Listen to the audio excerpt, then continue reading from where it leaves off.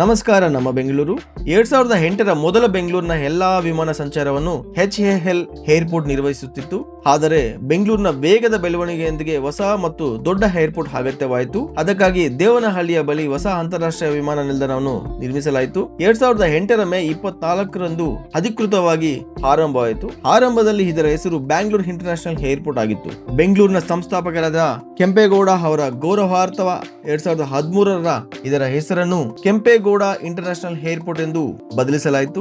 Airport ನ ಬಂದ ನಂತರ ಕೇವಲ ವಿಮಾನ ಸಂಚಾರ ಮಾತ್ರ ಹೆಚ್ಚಾಗಲಿಲ್ಲ. ನಾರ್ತ್ ಬ್ಯಾಂಗ್ಳೂರ್ನಲ್ಲಿ metro connectivity, IT parks, aerospace industries, hotels and real estate projects started booming. ಇಂದು ಲಕ್ಷಾಂತರ ಪ್ರಯಾಣಿಕರನ್ನು ಸ್ವಾಗತಿಸುವ ಈ ಏರ್ಪೋರ್ಟ್ ಕೇವಲ ಒಂದು ಟ್ರಾನ್ಸ್ಪೋರ್ಟ್ ಹಬ್ ಅಲ್ಲ, ಇದು ನಾರ್ತ್ ಬ್ಯಾಂಗ್ಳೂರ್ನ ಭವಿಷ್ಯವನ್ನೇ ರೂಪಿಸುತ್ತಿರುವ ಪ್ರಮುಖ ಕಾರಣವಾಗಿದೆ. ಒಂದು ಏರ್ಪೋರ್ಟ್ಗೆ ಒಂದು ಪ್ರದೇಶದ ಭವಿಷ್ಯವನ್ನೇ ಬದಲಿಸಿತು ಎಂಬುದಕ್ಕೆ ಕೆಂಪೇಗೌಡ ಇಂಟರ್ನ್ಯಾಷನಲ್ ಏರ್ಪೋರ್ಟ್ ನ ಅತ್ಯುತ್ತಮ ಉದಾಹರಣೆ.